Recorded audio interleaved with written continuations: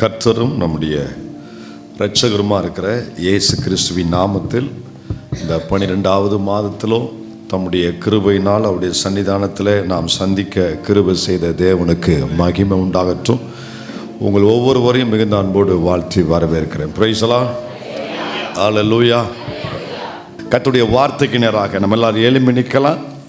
இந்த மாதத்தில் ஆண்டவர் நமக்கு தருகிற தியானிக்கும்படி தந்த வார்த்தை சங்கீதங்கள் புஸ்தகம் 90ஆம் சங்கீதம் அதனுடைய 15ஆம் வசனத்தை யாவரும் நம்ம சேர்ந்து வாசிக்க போகிறோம். சங்கீதம் 90:15 எல்லாரும் இணைந்து வாசிக்கலாம். தேவரீர் எங்களை சிறுமைப்படுத்தின நாட்களுக்கு நாங்கள் துன்பத்தை கண்ட வருஷங்களுக்கு சரியா எங்களை மகிழ்ச்சியா கண்களை மூடுவோம், கர்த்தரை நோக்கி பார்க்கலாம். எல்லாரும் ஜெபிக்க ஆரம்பிங்க. இந்த வருஷத்துல சொல்லி முடியாத சிறுமையை நான் அனுபவிச்சிருக்கிறேன், எண்ணி முடியாத துன்பங்களை நான் அனுபவிச்சிருக்கிறேன், துயரத்தை மேல துயரத்தை நான் அனுபவிச்சிருக்கிறேன், அதனால காயப்பட்டு வந்திருக்கிறேன் என்று சொல்கிற அத்தனை பிள்ளைகள் உங்கள் வாய்களை திறந்த ஆண்டவருக்கு நேராக உங்கள் இருதயத்தை உயர்த்துங்கள். கர்த்தருக்கு நேராக இருதயத்தை உயர்த்துங்கள். தேவ பிள்ளையே, கர்த்தர் எந்த நேரத்தில் உன்னை நினைப்பார்னு உனக்கு தெரியாது, உன் பக்கத்தில் உள்ள ஆளுக்கு தெரியாது, யாரையும் பார்க்காத. உன் நிலைமை மாறணும்னா அதுக்கு ஒரே வழி, அவரை நீங்கள் உறுதியாய் பற்றி பிடிப்பது மட்டும்தான். அவரை தவிர வேற வழி கிடையாது உங்க நிலைமை மாறுவதற்கு. அந்த பர்த்திமை கூட மட்டும் அந்த வாய்ப்பை விட்டுருந்தானா அவன் வாழ்க்கை அப்படியே முடிஞ்சிருக்கும். கிடைச்ச வாய்ப்பை பயன்படுத்தினான். எத்தனை தடை வந்தும் அதையும் தாண்டி வந்தான். மனிதர்களுடைய அத்தனை தடைகளையும் தாண்டி வந்தான். உரத்த சத்தமாய் அவரை நோக்கி கூப்பிட்டான். உங்களுடைய வாயில வார்த்தைகள் உயரட்டும், சத்தம் பெருகட்டும். அவரை நோக்கி பாருங்க.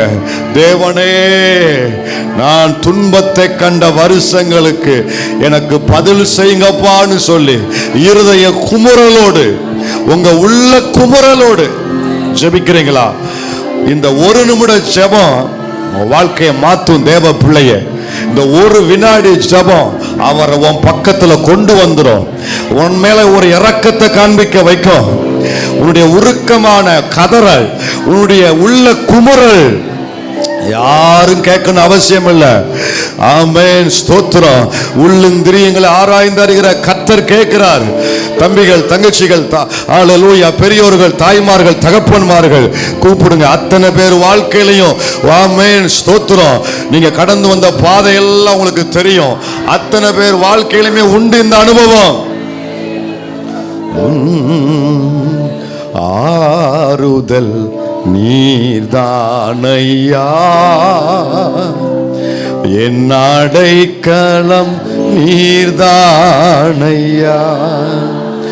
ஆறுதல் நீர்தானையா, என் அடைக்கலம் நீர்தான். உங்களோடு பேசுங்க ஆண்டவரே. உடைய வார்த்தை உங்க பிள்ளைகளை இன்றைக்கு பலப்படுத்தட்டும். தொய்ந்து போன இருதயத்தில் ஒரு உயிர் மீட்சி உண்டாகட்டும். இயேசுவின் நாமத்தில் பிதாவே, ஆமென். உட்காரும். 90:15 மோசையின் ஜெபம். தேவரீர் நாட்களுக்கும் நாங்கள் துன்பத்தை கண்ட வருஷங்களுக்கும் சரியாய் எங்களை மகிழ்ச்சியாக்கும். எங்களை சரியாய் மகிழ்ச்சியாக்கும். அது எப்படி தேவன் தம் பிள்ளைகளுக்கு சரியாய் மகிழ்ச்சியாக்குகிறார் என்று போன வாரத்தில் சில காரியங்களை நம்ம கவனிச்சோம். ரட்சிப்பினால என்னை மகிழ பண்ணுகிறார், என் இருதயத்தை அவர் தந்த ரட்சிப்பினால் கழிவுற பண்ணுகிறார். இரண்டாவது, வேதத்தின் மூலம், அந்த வேத வசனத்தின் வார்த்தை, அதனுடைய வெளிச்சம், அந்த நாளுக்கு தேவையான பெலன் அந்த வார்த்தையிலிருந்து எனக்கு வரும் பொழுது அதனால் கொள்ளை உடைமைகளை பார்க்கல என் இருதயம் என்ன செய்கிறார்? அவர் வேதத்தில் மகிழ்கிறது, மகிழ பண்ணுகிறார். மூன்றாவது, சிறையிருப்பை திருப்புவதன் மூலம் இஸ்ரவேலுக்கு மகிழ்ச்சி உண்டாகும் என்று கர்த்தர் சொன்னார். ஸோ இவைகள் எல்லாம் தேவன் நமக்கு செய்தாலும் கூட இதற்கு முன்பு தேவன் நம்மை ஒரு பாதையில கொண்டு போகிறார். அந்த வசனத்தினுடைய முதல் பகுதியில மோசே அதைத்தான் சொல்லுகிறார். தேவரீர் எங்களை சிறுமைப்படுத்தின நாட்களுக்கு. என்ன நாட்களுங்க? சிறுமைப்படுத்தின நாட்கள். எல்லாரும் சொல்லுங்க, என்ன நாட்கள்? சிறுமைப்படுத்தின நாட்கள். நாங்க ரட்சிக்கப்பட்டவங்க தான், உம்மை சேவிக்கிறவர்கள் தான், உம்மால் தெரிந்து கொள்ளப்பட்டவர்கள் தான். ஆனாலும் எங்களுக்கும் ஒரு பாதையை நீர் அனுமதிச்சிருக்கிற. என்ன பாதை? சிறுமையின் பாதை, சிறுமைப்படுத்தப்பட்ட பாதை. இந்த சிறுமையின் பாதை என்கிறது அவனுடைய அர்த்தம் உங்களுக்கு எத்தனை பேருக்கு தெரியும்னு எனக்கு தெரியல, இருந்தாலும் சொல்றேன். சிறுமையின் பாதை, சிறுமப்படுகிறது அப்படின்னா என்ன தெரியுமாங்க? அப்படி அர்த்தம் என்ன தெரியுமா? சின்ன வயசுல இருந்தே கஷ்டப்பட்டு வருகிறது, அது ஒரு விதத்துல எடுத்துக்கொண்டாலும் இன்னும் முக்கியமா சரியா சொல்லணும் அப்படின்னா, சிறுமப்படுத்தப்படுகிறது என்பது வாழ்வில் இருந்து தாழ்விற்கு தள்ளப்படுகிற ஒரு அனுபவம். நல்ல வாழ்ந்த ஒரு மனிதன் திடீரென்று நிகழ்ந்த ஒரு சம்பவத்துல அவன் ஒரு நாள்ல ஓவர் நைட்ல எல்லாவற்றையும் இழந்து அவன் தனியா மாறுறான் பாருங்க. எல்லாவற்றையும் இழந்துட்டு அவன் போறான் பாருங்க. நல்ல இடத்துல இருந்து திடீர்னு அவன் கீழே தள்ளப்படுறான் பாருங்க. இது சிறுமைப்படுத்தப்படுகிற ஒரு அனுபவம். மேன்மையில இருந்து சிறுமைக்கு தள்ளப்படுகிறது. நற்சாட்சியில இருந்து அவதூறுக்கு தள்ளப்படுகிறது. தாவீது சிங்காசனத்தில் உட்கார்ந்து இருந்தான். ஓவர் நைட்ல பெத்த பிள்ளை அவனை சிங்காசனத்திலிருந்து இறக்கி அவனை கால்நடையாய் முகத்தை மூடி அவனை வெறுங்காலோடு அழுது கொண்டு ஊரை விட்டு வெளியே நடக்க வைத்தான். அப்போ அவனுக்கு விரோதமாய் தூஷண வார்த்தைகளை கிளப்பி அள்ளி எரிகும் பொழுது தாவீதின் வாயிலிருந்து வந்த ஒரு வார்த்தை என்ன தெரியுமா? அவன் சொல்றான் பாருங்க, வாசிங்க பார்க்கலாம். ஒருவேளை கர்த்தர் என் சிறுமையை பார்த்து. அப்ப தாவீது இப்ப என்ன பாதையில போறாரு? தாவீதுக்கு புரிஞ்சிட்டு, நேற்று வரைக்கும் சிங்காசனத்துல உட்கார்ந்திருந்தேன், இன்னைக்கு நேற்று நடந்த ஒரு சம்பவத்தினால இன்னைக்கு அந்த சிங்காசனத்தை விட்டு இறங்க வேண்டிய நிலைமை. அதாவது கஷ்டத்திலே இருக்கிறவங்களுக்கு கஷ்டப்படுறது பெரிய கஷ்டமே இல்லை. கஷ்டத்திலே இருக்கிறவங்களுக்கு கஷ்டப்படுறவங்களுக்கு பெரிய கஷ்டம் இல்லை. ஆனால் நல்லா வாழ்ந்துட்டு பாக்கெட் நிறையா வச்சு நல்லா அவங்க இருந்துட்டு கடைசியில் ஒரு அவசரத்துக்கு கூட அப்படி தேடி பிடிக்கிற மாதிரி இருக்கும். அதெல்லாம் ரொம்ப பயங்கரமான காரியம். ஒரு எமர்ஜென்சி கூட அவங்க காரியங்களை செய்ய முடியாது. அதெல்லாம் ரொம்ப கஷ்டம். நல்லா இருந்துட்டு கடைசியில் அவங்க ஒன்றும் இல்லாத நிலைமைக்கு மாறுறது, அதை போல சொல்லி முடியாதுங்க. அதுதான் தாவீது அந்த இடத்துல சொல்றான். நல்லா இருந்தான், ஆனா அங்க நடந்த சம்பவத்தினால அவன் வெறுங்காலோடு போகும் பொழுது எல்லாரும் சுத்தி எல்லாரும் என்னடமோ மாதிரி பாக்குறாங்க. ஆனா தாவீது அதை எப்படி பார்த்தான் தெரியுமா? ஒருவேளை கர்த்தர் என் சிறுமையை பார்த்து. சிறுமையை பார்த்து அப்படின்னா என்ன அர்த்தம்? வாழ்ந்தவங்க திடீர்னு அவங்க தாழ்வுல தள்ளப்படுகிறது தான் சிறுமை. எல்லாருக்கும் முன்னால உங்களால பேச முடியாம இருப்பீங்க பாருங்க. உங்களுக்கு விரோதமா நூற்றுக்கணக்கான காரியங்களை முன் வைப்பாங்க, ஆனா ஒரு வார்த்தை கூட உங்களால பேச முடியாம இருப்பீங்க பாருங்க. அதுக்கு பேர் தான் என்ன பேரு? சிறுமை. சிறுமை. உங்கள் சார்பில் பேசுவதற்கு யாருமே நிக்காம தன்னந்தனியா நிப்பீங்க பாருங்க, அதுக்கு பேர் தான் என்னது? சிறுமை. பேசுவதற்கு உங்களிடத்துல பதில் இருந்தும் கூட உங்கள் பேச்சை கேட்க ஆள் இல்லாம இருப்பாங்க பாருங்க, அதுக்கு பேர் தான் என்ன பேரு? சிறுமை. நீ வாய மூடு, நீ பேச தகுதியற்றவன், நீ பேச அருகதையற்றவன், நீ பேச அப்படின்னு உங்க வாய அடைப்பாங்க பாருங்க, அதுக்கு பேர் தான் என்ன பேரு? சிறுமை. யார் முகத்தையுமே பார்க்க பிடிக்கல பாஸ்டர், யாரோடையும் பேச பிடிக்கல, சாப்பிட பிடிக்கல, தூங்க பிடிக்கல, நெஞ்சில மனசுல அவ்வளவு வியாகுலம், இதுக்கு பேர் தான் என்ன பேரு? சிறுமை. மனிதர்களை பார்க்கவே பிடிக்கல, அந்த அளவுக்கு என் வாழ்க்கையில் உள்ள நெருக்கங்கள் அவ்வளவு அழுத்தமா இருக்கு, இதுக்கு பேர் தான் சிறுமைப்படுகிற ஒரு அனுபவம். கவனிங்க, கர்த்தருடைய பிள்ளைகளா இருந்தும் கூட ஏங்க நமக்கு சிறுமை ஒரு மனிதனுக்கு ஏன் வருது அப்படிங்கிறதுல வேதத்துல ஒரு 3 காரணம் உண்டு சிறுமை வருவதற்கு. அதைத்தான் இங்க சங்கீதக்காரர் அவர் மோசே சொல்லும்போது சொல்றாரு, ஆண்டவரே நாங்க உங்க பிள்ளைங்க தான்ப்பா, உங்களை ஆராதிக்கிற பிள்ளைங்க, ஆனா நாங்களுமே என்ன செய்யப்பட்டிருக்கிறோம்? சிறுமப்படுத்தப்பட்டிருக்கிறோம். அதைத்தான் ஜெபிக்கிறாரு. தேவரீர் எங்களை சிறுமைப்படுத்தின நாட்கள். சொல்லுங்க, எங்களை சிறுமைப்படுத்தின நாட்கள். மோசேக்கு எது இப்ப ரொம்ப அவருடைய மனசை பாதிச்சதுன்னா, எங்கள் முற்பிதாக்கள் 430 வருஷம் அவங்க எகிப்துல சிறுமப்படுத்தப்பட்டுறாங்க, கேள்விப்பட்டிருக்கேன். அது கூட என்னை பாதிக்கல. ஆனா 40 வருஷம் இந்த வனாந்திரத்தில் நாங்க பட்ட சிறுமை கண்ணால பார்த்து நான் அனுபவிச்சது தாங்க முடியல. அதாவது எனக்கு மற்றவங்க பிரச்சனையை சொல்லும் பொழுது புரிந்து கொள்ளுவோம். ஆனா அந்த வலி எந்த அளவுக்கு இருக்குன்னு நமக்கு என்ன செய்யாது, தெரியாது. அப்படியே தலைவலின்ட்டு வருவாங்க பாருங்க. இப்போ எப்போ பாரு ஒரு தலைவலி கேஸ் அப்படின்னு அவங்கள ஓரம் கட்டியிருப்போம். ஆனால் அந்த தலைவலி தனக்கு வரும்போது தான், ஆத்தாடி இப்படித்தாண்டா அவன் கஷ்டப்பட்டிருப்பான் அப்படின்னு தேய்ன்னு தேய்க்கிறோமா, அப்போ தான் நமக்கு புரியுது. சொல்லுவாங்களா, என்ன வலி, தலைவலியும் பல்வலியும் தனக்கு வந்தால் தான் தெரியுமா. அது சொல்லும் போதெல்லாம் தெரியாது இல்லை, நான் ருசிக்கும் பொழுது தான் அது என்னன்னு எனக்கு தெரியுது. முட்டி வலிக்குன்னு தாய்மார்கள்லாம் சொல்லுவாங்க, தகப்பன்மார்கள்லாம் சொல்லுவாங்க. அப்போல்லாம் நம்மெல்லாம் வேற வேலைல்ல அப்படின்னு நம்ம ரொம்ப ஏளனமாக பேசுவோம் அவங்கள.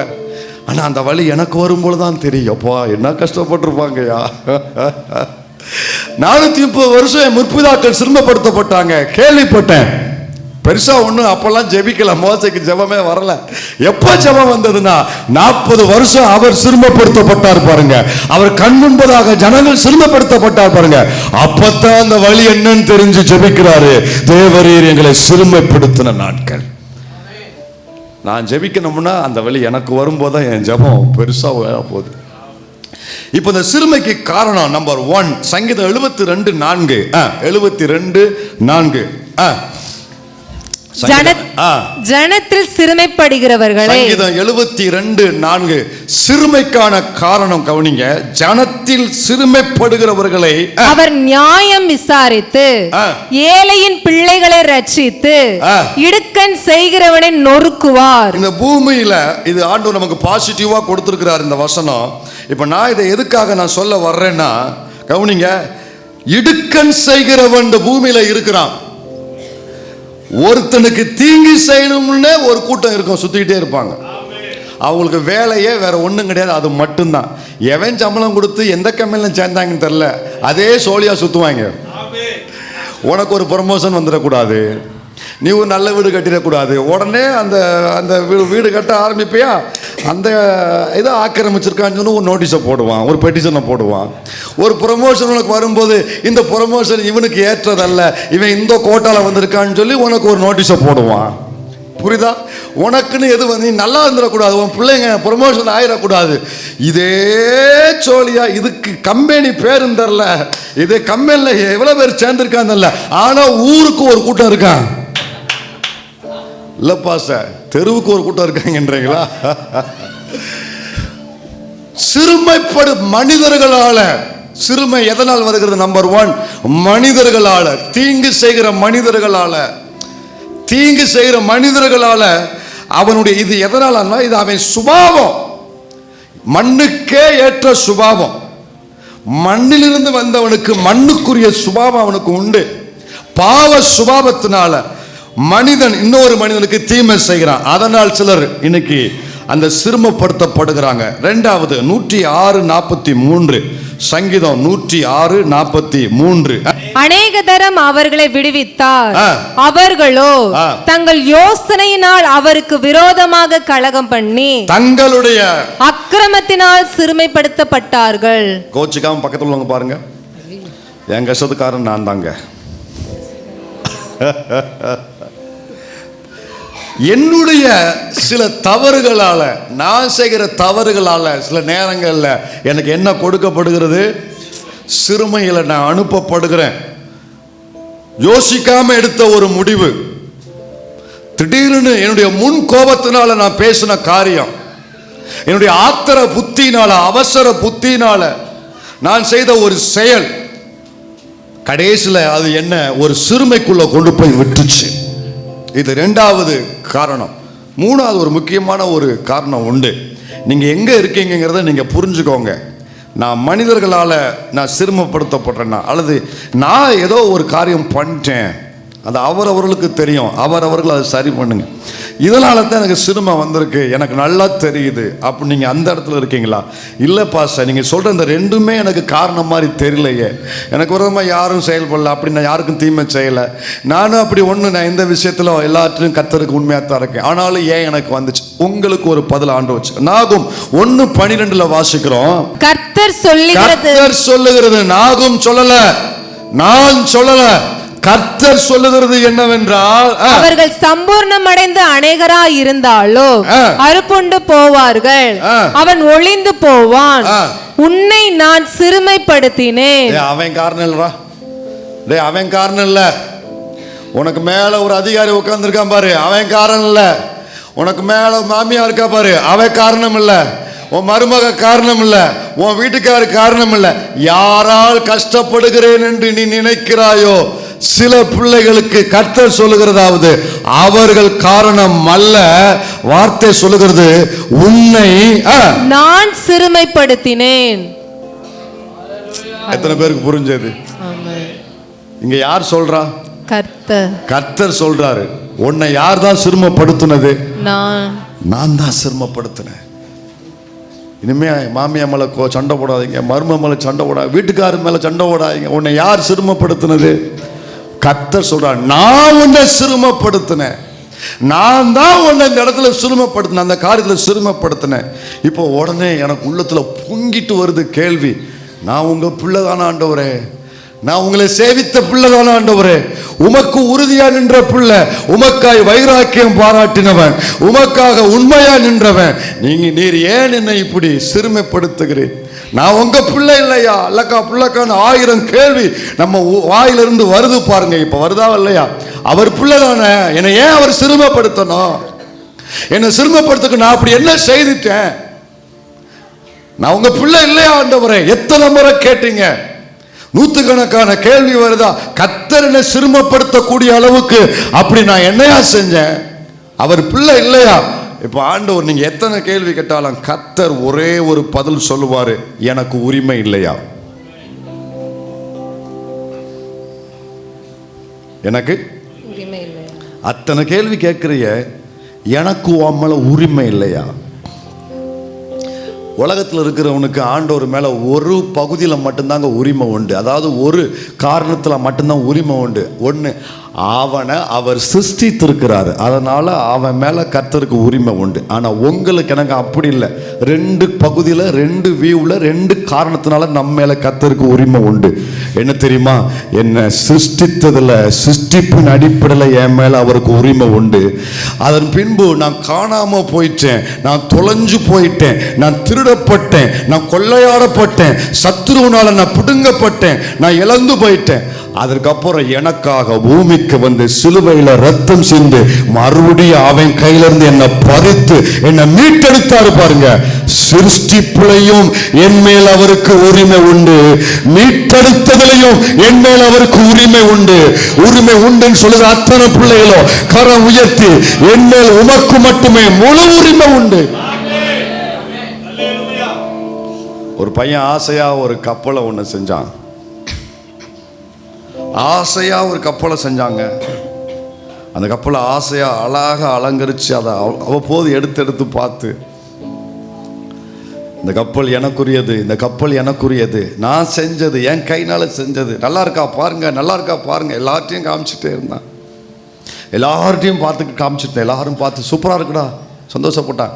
ஒரு நாள் அந்த பையன் கடற்கரையில் போய், அவங்க வீடு கடற்கரை ஓரம், அவங்க அப்பா மீனவர், அந்த கடற்கரையில் போய் அந்த கப்பலை விட்டு அவன் விளையாண்டு கொண்டிருந்தான். அந்த கடற்கரையில் திடீரென்று வந்த ஒரு பெரிய ஒரு அலை அந்த கப்பலை உள்ளே இழுத்து கொண்டு போய் விட்டது. அழுகையோடு திரும்ப வரான். என் கப்பல் என்னை விட்டு போயிடுச்சு, என் கப்பல் என்னை விட்டு போச்சு. அழுகையோடு திரும்பி வந்து அப்பாட்ட அழுதானா, அப்பா என் கப்பல் போயிடுச்சு. சரிடா, உனக்கு வேற ஒன்று வாங்கித்தானே. இல்லை, எனக்கு அதான், நீங்கள் எத்தனை வாங்கி கொடுத்தாலும் அதை போல் எனக்கு வராது. ஏன்னா அதை அவ்வளோ என் கையினால் நான் செஞ்சதுப்பா, எனக்கு அது ரொம்ப பிடிச்சிருக்குப்பா, இப்போ நான் அதை இழந்துட்டேன் அப்படின்னு அதை அழுதானா. அப்பா எவ்வளவோ அவனை சமாளிக்க முடியல.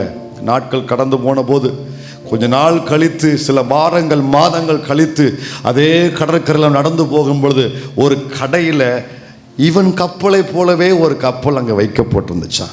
இவன் வேகமாக பார்த்த உடனே அதிர்ச்சி அடைந்து கடைக்குள்ளே போய் கேட்டான், ஐயா இந்த கப்பல் எது? அவன் கையில் எடுத்து பார்த்த உடனே கண்டுபிடிச்சிட்டான், அது அவனுடைய கப்பல் தான். அவன் கப்பல் மறுபடியும் எப்படியோ அது கரைக்கு வந்து இந்த கடைக்காரர் அதை பார்த்து எடுத்து அதை விற்பதற்காக அவர் கொண்டு போய் கடையில் வச்சிருக்காரு. அவன் சொல்கிறான், ஐயா இந்த கப்பல் என்னுடைய கப்பல், நான் செஞ்சதுயா, எப்படி உங்களுக்கு வந்துருச்சுன்னு தெரில, தயவுசெய்து எனக்கு கொடுத்துருங்க. தம்பி ஒரு நீ செஞ்சுருக்கலாம்ப்பா, ஆனால் இதை நான் எடுத்து சுத்தம் பண்ணி இப்போ கடைக்கு கொண்டு வந்துட்டேன். இப்போ நீ இது சும்மா வாங்க முடியும், இதுக்குரிய விலையை கொடுத்தா நான் உனக்கு தந்தேன். விலையை பார்த்தா விலை அதிகம். அவன் கையில் அதுக்குரிய பணம் இல்லை. வீட்டுக்கு போனால் அன்னையிலேருந்து வாயை கட்டி வைத்த கட்டி அப்பா கொடுக்குற பாக்கெட் மணியை சேர்த்து வச்சான். சேர்த்து வச்சு அண்ணன்ட்ட போய் சொன்னான், கடைக்காரன்ட்ட சொன்னான், அண்ணே யாரு கேட்டாலும் இதை கொடுத்துடாதீங்க, எவ்வளவு நாளும் நான் தாரேன், கொஞ்சம் பொறுத்துருங்க, நான் சேர்த்து வச்சு இதற்குரியதை மொத்தமாக கொண்டு வந்து உங்களுக்கு நான் தாரேன் அப்படின்னு கொஞ்சம் நீங்கள் வெயிட் பண்ணுங்க, கொடுத்துடாதீங்க, பத்திரமா வச்சிருங்கன்ட்டு போய் காலை தவணை கேட்டுட்டு போய் கொஞ்சம் கொஞ்சமாக சேர்த்து வச்சான். குறிப்பிட்ட நாளில் எண்ணி பார்த்தா அதற்குரிய விலை இவன்கிட்ட சேர்ந்த உடனே மொத்தமாக கொண்டு போனான், கடையில் கொடுத்தான். இந்தாங்க நீங்கள் கேட்ட விலை, கொடுங்க என் கப்பலை அப்படி கப்பலை மறுபடியும் அவன் கையில் எடுத்துக்கொண்டு அதே கடற்கரையில் வந்து இப்போ கப்பலை பார்த்து சொன்னா, கப்பலே இப்போ 2 முறையில நீ எனக்கு உரிமையானவன், 2 விதத்துல நீ எனக்கு சொந்தம், நீ எனக்கு உரிமை. ஒன்னு என் கையாலேயே நான் உன்னை செஞ்சேன், அதுல எனக்கு நீ உரிமை. 2வது என்னை விட்டு காணாம போன அதற்குரிய விலக்கரையும் கொடுத்து நான் உன்னை மீட்டெடுத்திருக்கிறேன், இதுலயும் நீ எனக்கு உரிமை, இனி நீ எனக்கு மட்டும்தான் உரிமை. இதே வார்த்தை தேவனுடைய வாயிலிருந்து இந்த கால நேரத்தில் அத்தனை பேர் காதலையும் ஒலிப்பதாக. இந்த பூமியில சிருஷ்டிக்கும் பொழுது தாயின் கருவில உருவாக்குனதுல ஓ மேல எனக்கு உரிமை உண்டு. நீ காணாம போய் சத்துருவனை பறித்து கொண்டு போன போது என் குமாரனை உனக்காய் அனுப்பி விலக்கரையம் கொடுத்து அவர் ரத்தத்தினாலே அவன் கையில் இருந்து உன்னை மீட்ட பாரு, இதுலயும் நீ எனக்கு உரிமையானவள். ஹல்லேலூயா. கரம் உயர்த்தி, ஆண்டவரே என்னை உண்டாக்கினவரே, என்னை மீட்டெடுத்தவரே, என் மேல் உமக்கு உரிமை உண்டு என்று என்னை ஒப்பு கொடுக்கிறேன்பா. நான் எதுக்கு ஆண்டவரே எனக்கு இந்த சிறுமையை அனுமதிக்கிறீங்க நான் கேட்டா அவர் சொல்ற ஒரே பதில், ஓ மேல எனக்கு உரிமை, இதுக்கு மேல பேச்சுக்கு இடமே இல்லை, இதுக்கு மேல பேச்சுக்கு இடமே இல்லை. இப்போ ஆண்டவர்கிட்ட சரி உரிமைன்னா எதுக்கு எனக்கு இவ்வளோ கஷ்டத்தின் பாதையில் நீங்கள் நடத்தணும், என்ன நோக்கத்தில் இப்படி பண்ணுறீங்கன்னா, டேய் நான் சும்மா விளையாட்டுக்காகவோ பொழுதுபோக்குக்காகவோ அல்லது நீ கஷ்டப்படணுங்கிறத பார்க்கறதுக்காகவோ கர்த்தர் நம்ம சிறுமையில் அனுப்பலை. எரேமியா புலம்பி பாடினாலும் கவனிங்க, அவர் என்னென்னமோ ஐயோ சிங்காசனம் விழுந்தது, கிரீடம் விழுந்தது, குடல் எரிகிறது, சீயோன் குமாரத்தி மொட்டையானார் என்று அந்த எருசலேமுடைய அந்த ஆசீர்வாதத்தை பார்த்த இவன் இன்னைக்கு ஒண்ணுமில்லாத அந்த சீயோன் குமாரத்தை பார்த்து அழுது புலம்பினாலும் அவன் கடைசியா ஒரு காரியத்தை சொல்றான். புலம்பல் 3:33 ஆண்டவருக்கு இரக்கம் இல்லையோ, கிருபை அற்று போயிட்டோ, என்னென்னமோ புலம்பினாலும் கர்த்தர் அவனுக்கு ஒரு வெளிச்சத்தை கொடுத்த உடனே அவன் ஜெபம் மாற்றப்படுகிறது, அவன் வார்த்தை மாறுகிறது. புலம்பல் 3:33 அவர் மனப்பூர்வமாய் மனுபுத்திரரை சிறுமையாக்கி சஞ்சலப்படுத்துகிறது இல்லை. அத்தனை பேர் ஆண்டவருக்கு நன்றி சொல்ல போகிறோம். ஏய் நான் என்ன மனசார உன்னை சிறுமைப்படுத்துன்னு நினைச்சியா? வசனத்தை போடுங்க, அதை புரிஞ்சு படிங்க. மனப்பூர்வமா மனுபுத்திரரை சிறுமையாக்கி சஞ்சலப்படுத்துகிறது இல்லை. ETPங்கிற ஒரு டிரான்ஸ்லேஷன்ல மனசார அவர் உன்னை சஞ்சலப்படுத்தல, மனமாற அவர் மானிடரை வருத்துவது இல்லை, துன்புறுத்துவது இல்லை. என்ன அர்த்தம்னா, நம்ம சொல்லுவோம்ல மனசார, அவர் ஒன்றும் மனசார செய்யலைங்க, மனசார செய்யலை. உங்கள் பிள்ளை அழுகிறத பிள்ளையை தூக்கி மடியில் வச்சு வாயை திறந்து சங்க பிடிச்சி வாயில் குத்துனாலும் ரத்தம் வந்தாலும் மருந்து கொடுக்குறீங்களே, மனசாரவா அலட்டுன்னா செய்கிறீங்க? ஆஸ்பத்திரியில் கொண்டு போய் IV மருந்து ஏற்றும் பொழுது உங்கள் கண்ணு முன்னாலே 2 பேர் உங்கள் பிள்ளைய கை காலை பிடிச்சி ஊசியை குத்தும் போது அந்த பிள்ளைக்கு வலிக்குதோ இல்லையோ, நமக்கு நாடி நரம்பெல்லாம் துடிக்குது இல்லை, ஆனாலும் பார்த்துக்கிட்டு அந்த பிள்ளைய குத்துறதுக்கு நம்ம விட்டு கொடுத்தானே இருக்கிறோம், மனசாரவ செய்கிறோம். சொல்லுங்க. இல்லை இல்லை, இந்த மருந்தை கொடுத்தா தான் என் பிள்ளை சுகமாகும், நான் மனசார செய்யலை. இல்லை லூயா, நல்லா கவனிங்க. பிள்ளைங்க அப்படித்தான். குழந்தை பருவத்தில் தாய் தூக்கி மடியில் அரவணைக்கும் பொழுது என் தாயை போல யாரும் இல்லைன்னு நினைக்கிற பிள்ளை நீங்கள் தூக்கி வச்சு சங்கை கொடுத்து மருந்தை கொடுக்கும்போது நீ எல்லாம் தாயா, உலகத்தில் ஒன்றை மாதிரி கொடுமைக்காரி யாரும் இல்லைன்னு நினைக்குங்க. கவனிங்க. அதே மாதிரி தான் இன்னைக்கு கர்த்தருடைய பாதத்தில் அமர்ந்துக்க நான் நினச்சிக்கிட்டு இருக்கேன். என்னாண்டு வரை என்னை இவ்வளோ சிறுமப்படுத்துறீங்க. இப்போ ஆண்டவர் சொல்ற, மனசார நான் செய்யலை, பின்ன காரணம் இல்லாமையா இருக்கும், நோக்கம் இல்லாம இருக்கும். உலகத்தில் அசைகிற அசையாத எல்லாத்துக்கும் காரணம் வச்சிருக்கிற தெய்வம், ஜீவன் இல்லாத சில காரியங்களுக்கு கூட காரணத்தை வச்சிருக்கிற தெய்வம் தம் பிள்ளையாகிய ஒன்னை இந்த சிறுமைக்குள்ள அனுப்பும் பொழுது அவருக்கு காரணம் இல்லாம இருக்கும். உபாகமத்தில் மோசே மூலம் கர்த்தருக்கு பதில் சொல்லியிருக்காரு 8:2. எதற்காக, என்ன நோக்கத்துக்காக தன் பிள்ளையா இருந்தோம், தன்னால் மீட்டெடுக்கப்பட்ட பிள்ளையா இருந்தோம், கர்த்தர் ஏன் உன்னை அதுக்குள்ள அனுப்புகிறார் தெரியுமா? ஏன் உனக்கு அந்த சிறுமை தெரியுமா? நீ வாழ வந்த இடத்துல சிறுமப்படுத்தப்பட்டிருக்க, நீ வேலை செய்யற இடத்துல சிறுமப்படுத்தப்பட்டிருக்கிற, நீ படிக்கிற இடத்துல நீ சிறுமப்படுத்தப்பட்டிருக்க. உனக்கு அறிவு இல்லை, ஞானம் இல்லை, புத்தி இல்லை, உனக்கு திறமை இல்லை, எல்லா வகையிலும் சிறுமப்படுத்தப்பட்டிருக்க. ஏன் கர்த்தர் இதை உனக்கு அனுமதிக்கிறார் தெரியுமா? சின்ன வயசுல இருந்து சிறுமப்படுத்தப்படுற பிள்ளைங்க உண்டு. இளம் வயசுல, வாலிப வயசுல, நல்லா வாழ வேண்டிய வயசுல சிறுமப்படுத்தப்படுற பிள்ளைங்க உண்டு. ஏன் கர்த்தர் இதை நமக்கு அனுமதிக்கிறார் தெரியுமா? 8:2 உபாகமம் 8:2. உன் தேவனாகிய கர்த்தர் உன்னை சிறுமைப்படுத்தும்படிக்கும் தம்முடைய கட்டளைகளை நீ கைக்கொள்வாயோ கைக்கொள்ள மாட்டாயோ என்று. ஓஹோ, புரிஞ்சதா உங்களுக்கு? என்ன சத்தத்தை காணோம்? ஆண்டவர் கேட்டார்னா அப்படிதான் நறுக்குன்னு கேட்பார், வார்த்தை வழியே வராது. அவர் சொல்றாரு, தம்முடைய கட்டளையை நீ கைக்கொள்வாயோ கைக்கொள்ள மாட்டாயோ என்று அவர் உன்னை சோதித்து. புரியுதா? அவர் உன்னை சோதித்து. அதனால தான் சொல்றாரு, ஆரம்பத்திலே சொல்லிட்டாரு, உன்னை சிறுமைப்படுத்தும்படிக்கு. ஏன் சிறுமைப்படுத்துறேன்? ஞாயிற்றுக்கிழமை வரும்போது நல்லா வர, நீ வர்றது எனக்கு ரொம்ப பிடிச்சிருக்கு, சந்தோஷம். பிரசங்கம் கேட்கிற பாரு, இடையில கை தட்டுற பாரு, அதுவும் பிடிச்சிருக்கு. ஒண்ணு விடாம எழுதுற பாரு, அதுவும் பிடிச்சிருக்கு. ஆனா இது எல்லாத்தையும் விட ஆண்டவர் இன்னும் ஒண்ணு விரும்புறாரு.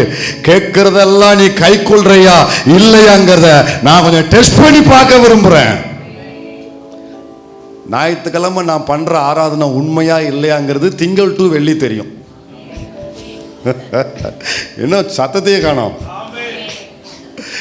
சனிக்கிழமை என் உபவாச ஜெபமும், ஞாயிற்றுக்கிழமை என்னுடைய பரிசுத்த ஆராதனையும், என்னுடைய பிரசங்கம் கேட்கிற அனுபவம், இது உண்மையா இல்லையாங்கிற இந்த 2 நாள் ஆவிக்குரிய ஆர்ப்பாட்டம் மீதி 5 நாள் உண்மையான்னு நிரூபிக்கப்படும். எத்தனை பேர் ஒத்துக்கிறீங்க? புரியுதா இல்லையா? ஆண்டவர் கொஞ்சம் என்னை பரிசோதிக்க விரும்புகிறார், என்னை சோதிக்க விரும்புகிறார். உம்மைத்தான் நம்பி இருக்கீரே, உம்மையன்றி யார்? ராகம் தப்பாம தாளம் தப்பாம பாடுறானே, இது உண்மையா இல்லையா பரிசோதிக்க விரும்புகிறார்.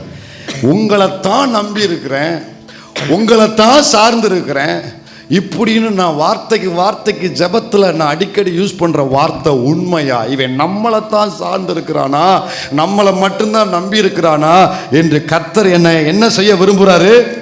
பரிசோதிக்க விரும்புகிறாரு, டெஸ்ட் பண்ண விரும்புகிறாரு. உண்மையா இல்லையா? நகைக்கடைக்கு போயாச்சுன்னா அது உரசப்பட வேண்டும். பரிசோதிக்க, டெஸ்ட் பண்ண விரும்புகிறார். இல்ல அது எப்ப தெரியும்? என்னுடைய ஒரிஜினாலிட்டி எப்ப வெளியே வரும்? ஒரு கஷ்டத்தின் பாதையில் போகும்போது தான் என் ஒரிஜினாலிட்டி வெளியே வரும். நல்ல சந்தோஷமா கூடும் பொழுது என்னுடைய ஒரிஜினாலிட்டி வெளியே வராது. கஷ்டப்படும் போது அதாவது செங்கடலை கடந்த உடனே வந்த ஆராதனை உண்மையா இல்லையாங்கிறது அடுத்து வந்த மாறாவில் தான் தெரிஞ்சிச்சு. அடுத்த ஸ்டெப்பில் வந்த மாறாவில் தான் இவனுங்க குதிச்ச குதி, நடனம், தம்புரு இதெல்லாம் உண்மையா இல்லைங்க. அடுத்து வந்து மாறாவில் தான் நிரூபிக்கப்பட்டது. அப்போ என் ஜெபம், என் விசுவாசம், என்னுடைய வைராக்கியம் ஒரு சிறுமைக்குள்ள, ஒரு கஷ்டத்தில் என்னை உள்ள கொண்டு போகும் பொழுதுதான் அப்படியே அது வரைக்கும் என் அளவுக்கு இருக்கிற நிலையில நான் போறது ஈஸி. ஆனா அளவு குறைந்த நிலைக்குள்ள போகும்போது என்னை வளைச்சு நான் குனிஞ்சு கொஞ்சம் கஷ்டப்பட்டு உள்ள போகணும். இந்த மாதிரி அழுத்தத்துக்குள்ள போகும் பொழுது அன்னையாரும் உள்ள இருந்து ஒரு ப்ரெஷர்ல வருது பாரு. ஒரு ப்ரெஷரே இல்லாதவன் பாடுறது ரொம்ப ஈஸி. உண்மைத்தான் நம்பி தம்பி ஏ மைனர் கொடு, இல்லை ராசா நான் சொல்கிறேன் பி மைனர் கொடு, டி மைனர், இப்படி பாடுறது ஈஸி. ஆனால் அந்த அந்த அழுத்தத்துக்குள்ளே போய் ஒரு ப்ரெஷரில் போய் அன்னை யாரும் நான் என்ன பண்ணுறேன், வேற யாரையாவது நம்புறேன்னா, வேற யாரையாவது நான் கூப்பிடுறேன்னா, வேற யாரையாவது சார்ந்திருக்கிறேன்னா, வேற யாரையாவது கையை பிடிச்சி எனக்கு ஹெல்ப் பண்ணுவேன்னு கேட்குறேன்னா, இல்லை அந்த இடத்துலையும் அவர் என்னை கொன்று போட்டாலும் அவர் மேல நம்பிக்கையா இருப்பேன்னு இப்பவும் நான் அதுல உறுதியா நிக்கிறேனா. கர்த்தர் அதை பார்க்க விரும்புறாரு. புரிஞ்சவங்க மட்டும் ஹல்லேலூயா. அது உண்மையா இல்லையாங்கிறது எப்போதான் தெரியும்? அதை பார்த்து நீ என் பிள்ளை தான் சொல்லி உங்க மேல ஒரு ஐஎஸ்ஓ முத்திரை குத்த விரும்புறாரு.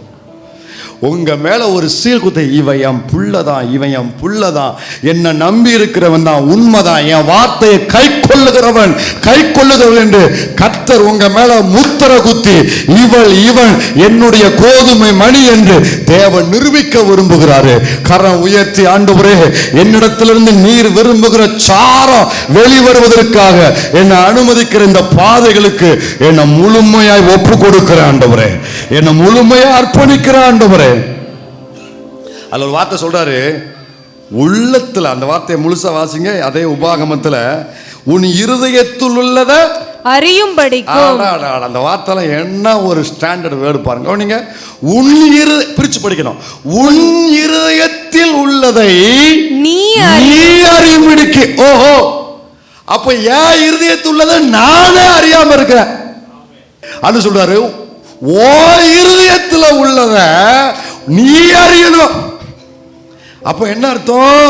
என் இருதயத்துல நிறைய காரியம் எனக்கே தெரியல. அதாவது நான் அவரை நம்புறேன், நான் நினைச்சுக்கிட்டு இருக்கேன், நான் அவரை விசுவாசிக்கிறேன்னு நான் நினைச்சுக்கிட்டு இருக்கேன், எல்லார்ட்டையும் சாட்சி வேற சொல்லிக்கிட்டு இருக்கேன், நான் மனசுல அப்படித்தான் நினைச்சுக்கிட்டு இருக்கேன். என் பிள்ளை நல்லா படிக்கிறான்னு நினைச்சுக்கிட்டு இருக்கேன், அவன் ஃபர்ஸ்ட் ரேங்க் எடுப்பான்னு நினைச்சுக்கிட்டு இருக்கேன், நல்லா விடிய விடிய எழுதிக்கிட்டு இருக்கான் அப்படின்னு நினைச்சுக்கிட்டு இருக்கேன்.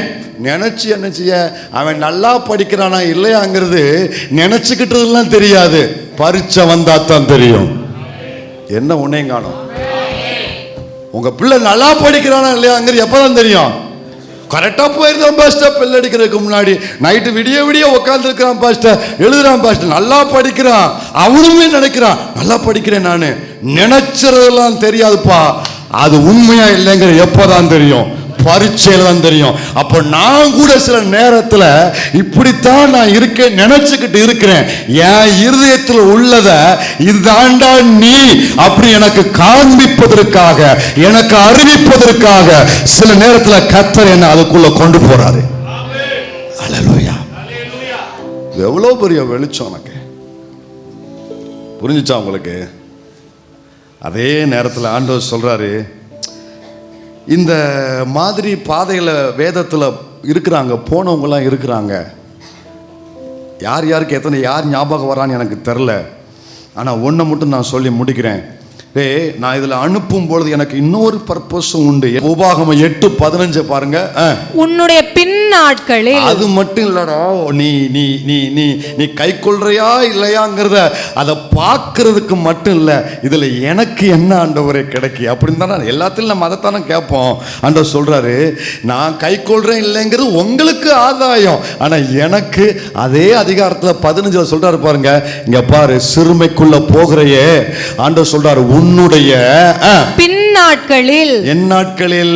பின் நாட்கள். எனக்கு இன்னைக்கு உள்ளதுதான் எனக்கு தெரியுது. ஆண்டவர் சொல்றாரு, பின் நாட்களில் உனக்கு நன்மை செய்யும் பொருட்டு உன்னை சிறுமைப்படுத்தி சோதித்து உன்னை சோதித்து கொள்ளிவாய் சர்ப்பங்களுக்கும் ஆ. தேள்களுக்கும் ஆ. தண்ணீர் இல்லாத வந்துச்சா? வறட்சியும் உள்ள. ஹலோ, வந்துச்சா வரலையா? கொள்ளிவாய் சர்ப்பம் வந்துச்சா? அணுகொண்டாவே வந்துச்சுன்றீங்களா? தேள்கள் வந்துச்சா? கொள்ளிவாய் சர்ப்பம் அது வர்றது, எனக்கு தேள் வர்றதே தெரியாது, நசுக்குன்னு வந்து கூட்டிட்டு போயிடுவாங்க. தேள்களுக்கும் தண்ணீர் இல்லாத வறட்சியும் உள்ள பயங்கரமான பெரிய வனாந்தர தெரியுமா? வனாந்தரம் வேற, பயங்கரமான வனாந்தரம் வேற. அப்படின்னா வனாந்தரமா இருந்தாலும் கொடிய தாக்கக்கூடிய மிருகம் அங்க இருக்கு. ஜீவனுக்கு உத்தரவாதம் இல்லாத வனாந்தரம். போயிட்டு வந்தீங்களா? கொள்ளிவாய் சர்ப்பத்தை போல பொல்லாத மனிதர்கள் கையில, தேள்களை போல தந்திரமுள்ள மனிதர்கள் கையில, வனாந்தரத்தை போல நம்பிக்கை இல்லாத அனுபவத்துல போயிட்டு வந்தீங்களா? கர்த்தர் சொல்றார், இதெல்லாம் ஏன் தெரியுமா உனக்கு அனுமதிச்சேன்? உன் பின் நாட்களில வரப்போகிற நாட்கள்ல உனக்கு நன்மை செய்யும்படிக்கு உன் இந்த பாதையில கொண்டு போனேன். ஆமென். ஆதியாகமம் 41:52 இந்த பாதையில வந்த பின் நாட்கள்ல இது நடக்குங்கிறது கேரண்டி இருக்கா பாஸ்டர்? இதுக்கு கேரண்டி இருக்கா? இருக்கு. இந்த பாதையில போன ஒரு மனுஷன் கொள்ளிவாய் சர்ப்பங்களுக்கும் தேள்களுக்கும் பெரிய வனாந்தரத்துக்கும் ஒப்பு கொடுக்கப்பட்டு இதுக்குள்ள அனுப்பப்பட்ட ஒரு மனுஷன் சொல்றா, ஆதியாகமம் 41:52 நான் சிறுமைப்பட்டிருந்த தேசத்தில் தேவன் என்னை பழுக பண்ணினார் என்று சொல்லி. அத்தனை பேர் உங்க கைகளை தட்டி ஆவியில நிரம்பி, தேவன் எனக்கு இதுக்கு உத்தரவாதத்தை வேதத்துல கொடுத்திருக்கிறாரு. அல்லேலூயா. வாசி முடிச்சிரு. இளையவனுக்கு எப்ராயிம் என்று பெயரிட்டான். நல்லா கவனிங்க. இதே பாதையில தான் இவன் கை கொள்ளுவானா இல்லையா நிரூபிப்பதற்காக அனுமதிச்சாரு. இதே பாதையில யோசேப்பை கர்த்தர் கொண்டு போனாரு. அதன் முடிவுல சொல்றான், அன்னைக்கு எனக்கு தெரியல, இன்னைக்கு எனக்கு தெரியுது. என் பின் நாட்களில் நன்மை செய்யும்படி கர்த்தர் சிறுமைகளை கொண்டு போனாரு. இன்னைக்கு சிறுமைப்படுத்தப்பட்ட தேசத்தில், அந்த வார்த்தை எல்லாரும் சொல்லுங்க, சிறுமைப்பட்டிருந்த தேசத்தில். சிறுமைப்பட்டிருந்த தேசத்தில் வேற ஒரு இடத்துக்கு கர்த்தர் அவனை கொண்டு போகல. நல்லா கவனிங்க. வேற எகிப்துக்கு பக்கத்துல வேற ஒரு இடத்துக்கு தேவன் அவனை கொண்டு போகல. வேற ஒரு ஊருக்கு கொண்டு போய் அவனை உயர்த்தி வைக்கல.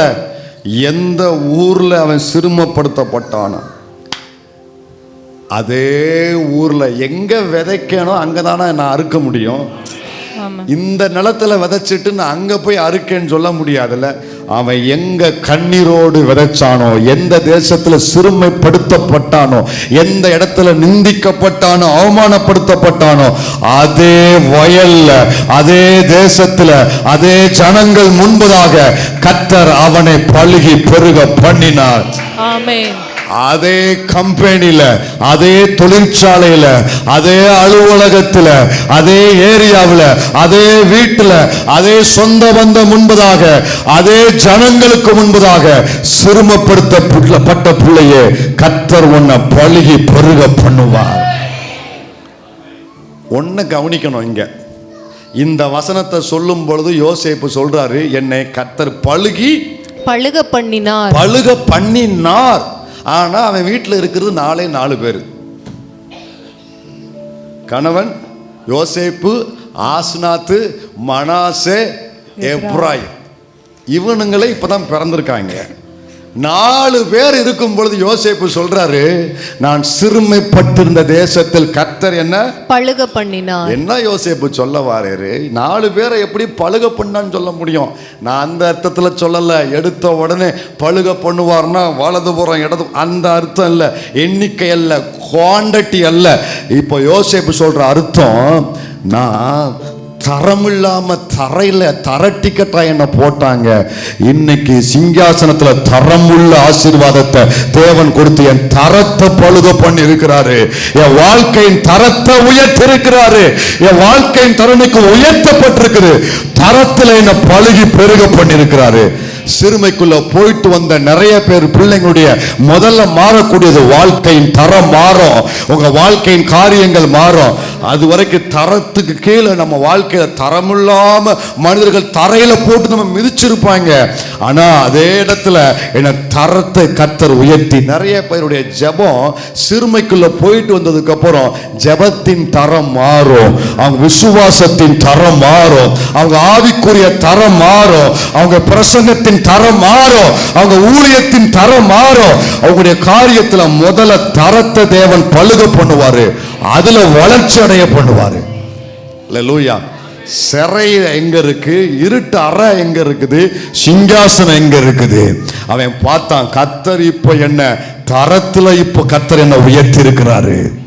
தேவ பிள்ளையே, ஆண்டவர் சீக்கிரம் தம் ஜனங்களை இதை பார்க்கும்படி கிருபை செய்வாரு. எங்கேயும் எந்த இடத்துல உனக்கு என்ன தகுதி இருக்குன்னு கேட்டாமல, உனக்கு என்ன தகுதி இருக்குன்னு கேட்டாங்கல்ல, நீ எல்லாம் பேசாத, நீ எல்லாம் இந்த ஃபங்க்ஷனுக்கு வராத, நீ எல்லாம் இங்க வரக்கூடாது, என் வீட்டில் கால் வைக்காத கேட்டாங்கள, உன்னை அவ்வளவு தாழ்த்தி பார்த்தாங்கள, சிறுமப்படுத்தி பார்த்தாங்கள. ஒரு நாள் வரும் பாரு, உன் வாழ்க்கையில் உள்ள ஒட்டுமொத்த தரத்தையுமே அவன் கண்ணு முன்னால கர்த்தர் காமிச்சு கொடுப்பாரு, தரத்தை உயர்த்துவாரு. உங்க காரியங்களை தேவன் பிரகாசிக்கிற மாதிரி அந்த காரியத்தை தேவன் தெளிவா உங்க தரத்தை தேவன் மாற்றி கொடுப்பாரு. அல்லேலூயா. எவ்வளவு போட்டி போட்டாலும் உன்னோடு மோத முடியாத அளவுக்கு உன் தரத்தை தேவன் மேல கொண்டு வருவார். எத்தனை திறமை ஒன்று சேர்ந்தாலும் உன்னை ஜெயிக்க முடியாத அளவுக்கு கிருபை உன்னை மேல தரத்தை உயர்த்தி காண்பிக்கும். திறமை உள்ளவெல்லாம் திணறுவான் உன் மேல உள்ள கிருபையை பார்த்து. உன் மேல மோதுறது திறமை தான், திறமை ஜெயிக்காது, கிருபை மட்டும்தான் ஜெயிக்கும். கிருபை மட்டும்தான் ஜெயிக்கும். மோதுற 100 பேருடைய திறமையை பார்க்காத, உன் மேல இருக்கிற தேவனுடைய கிருபையை பாரு. அல்லேலூயா. ஆமென் சொல்றீங்களா? பட் என்னிடத்துல ஆண்டவர் எதிர்பார்க்கிற ஒன்னே சிம்பிளா சொல்லி முடிச்சிருந்தேன்.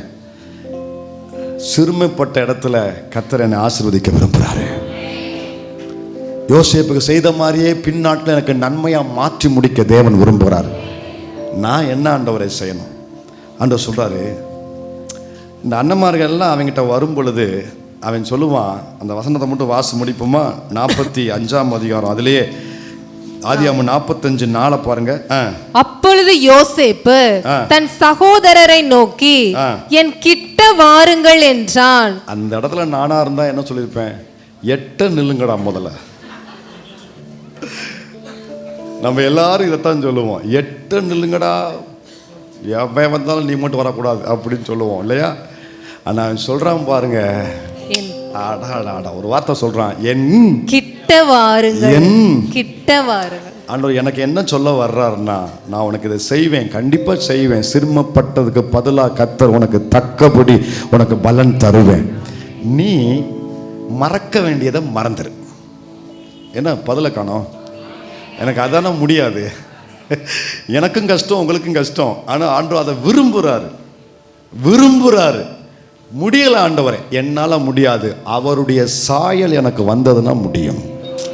குமாரனுடைய சாயல், கிறிஸ்துவின் சாயல் எனக்கு வந்துச்சுன்னா முடியும். மறக்க வேண்டியதை மறந்துரு. எதை மறக்கணுமோ, நம்ம மிஸ்டேக்கே அதுதான்.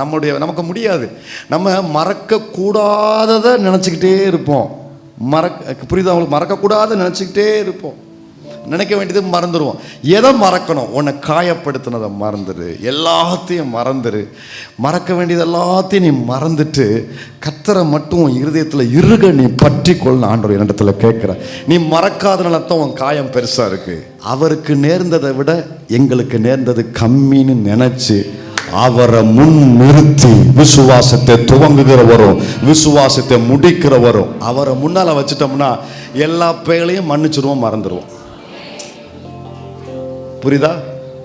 அவரை முன்னால வச்சுட்டோம்னா என்னையவே அவர் மன்னிச்சிருக்காரு, போங்கடா, அப்படி ஒரே நிமிஷத்துல எல்லா பேகளையும் மன்னிச்சிடலாம், மறந்துடலாம். ட்ரை பண்ணுவோம், முடியும், கிருபை தருவாரு. அர்ப்பணிப்போமா? அத்தனை பேர் எழும்பி நிற்போம். நீ மறக்க வேண்டியதை மறந்துடு. அல்லேலூயா. உன் வாழ்க்கையில் வழிகளை மறந்துடு. யோசேப்பு மறந்தான், குழியில தூக்கிப்பட்டதை மறந்துட்டான் பார்த்தீங்களா? ஒரு நிமிஷத்துல சிறையில் போட்டதெல்லாம் மறந்துட்டான் பார்த்தீங்களா? அவமானப்படுத்தப்பட்டதெல்லாம் மறந்துட்டான் பார்த்தீங்களா? எல்லாரும் ஜெபிக்க ஆரம்பிங்க. என் நன்மையை மனசுல வச்சு பின் நாட்கள்ல நன்மை செய்ய ஆண்டவரை தீர்மானிச்சிருக்கிறீங்க. என் விசுவாசத்தை தகப்பனே நிரூபிக்க நீங்க தீர்மானிச்சிருக்கிறீங்கப்பா. என் மேல உங்களுக்கு உரிமை உண்டு. என்னை ஒப்பு கொடுக்கிறேன். நீங்க கொண்டு போற பாதையில எனக்கு ஒரு நம்பிக்கை உண்டு. நிச்சயம் இது முடிவுக்கு வரும். எங்க நான் தலை குனிஞ்சேனோ, எந்த வயல்ல கண்ணீரோடு அன்னைக்கு நான் விதைச்சிட்டு வந்தேனோ, அதே வயல்ல ஒரு நாள் ஆண்டவரே அந்த அரிக்கட்டு என் தோள் சுமக்கும். எங்க கர்த்தர் சொல்றாரு, எங்க நிந்தனையை சுமந்தையோ அதே இடத்துல அதே தோல்ல அந்த நிந்தனைக்கு பதிலாக நன்மையை சுமப்ப. உன் சந்ததி நன்மையை சுமக்கும். உன் பிள்ளை நன்மையை சுமப்பா. தப்புனே, இந்த நேரத்தில் நீங்க பேசின நம்முடைய நல்ல வார்த்தைகளுக்காக ஸ்தோத்திரம். நம்முடைய ஜனத்தை இந்த வார்த்தையை கொண்டு நீங்க தொடர்ந்து வழி நடத்தி செல்லும். இயேசுவின் நாமத்தில் பிதாவே.